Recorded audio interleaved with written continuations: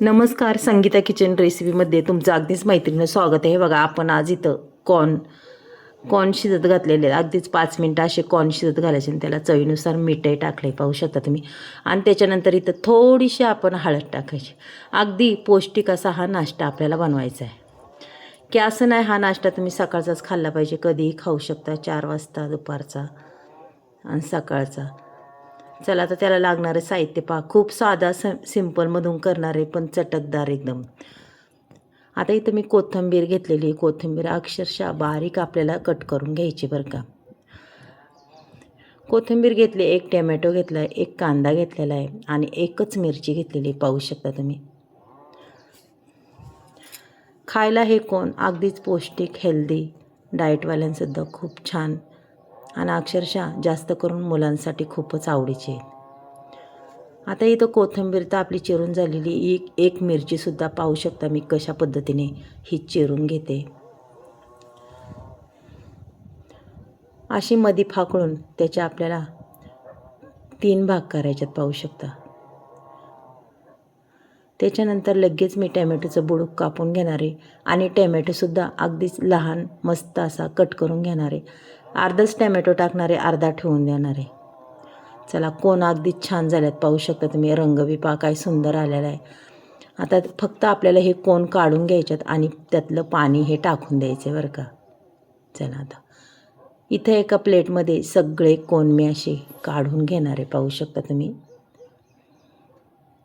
आणि ही चटकदार रेसिपी खरं सांगू का, गरम गरमच खायला खूप छान लागते आणि गरम गरममध्येच टेस्ट त्याला खूप भारी लागते. गार झाल्यावर काही चांगली लागत नाही आहे.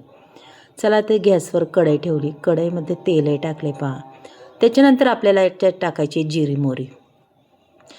मोहरी छान तडतडून द्यायची. त्याच्यानंतर आपण टाकणार आहे ते 1 मिरची, पाहू शकता. ही मिरचीसुद्धा छान परतून घ्यायची. त्याच्यानंतर आपल्याला त्याच्यामध्ये कांदासुद्धा टाकून द्यायचा आहे बरं का. हे बघा, आता मिरची आणि कांदा अगदी चांगल्या पद्धतीने परतून घ्यायचा मस्तपैकी. हे बघा, अक्षरशः मिरची आणि कांदा अगदी सॉफ्ट झाला पाहिजे, अशा पद्धतीने आपल्याला हे परतून घ्यायचं आहे.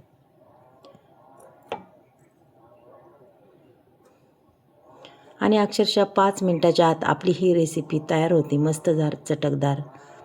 त्याच्यानंतर पाहू शकता इथं थोडीशी आलं लसणाची पेस्ट मी घालून घेतलेली आहे. अगदीच आलं लसणाच्या पेस्टने सुगंध खूप छान सुटतो, चवही खूप अप्रतिम लागते. चला, आता ह्या गोष्टी अगदी चांगल्या मस्त अशा परतून घेऊया, म्हणजे अजूनच मस्त चव लागन. खमंग असा आलं लसणाचा वास सुटलेला होता आणि मस्तपैकी परतूनही झाले, पाहू शकता. चांगल्या पद्धतीने परतल्याच्या नंतर त्याच्यामध्ये आपल्याला लगेच हे बघा, इथं थोडीशी चिमूटभर बेडगी मिरची पावडर कलरसाठी टाकणार आहे, बाकी कशासाठीच नाही. ती काय तिखट नसते. त्याच्यानंतर लगेच आपल्याला हे कॉर्न वाफळलेले टाकून द्यायच्यात पहा. रंग बी छान दिसतो, कॉर्न खूप छान वाफळल्यात, मस्त. अगदी तसे खाल्ले तरी काही प्रॉब्लेम नाही आहे.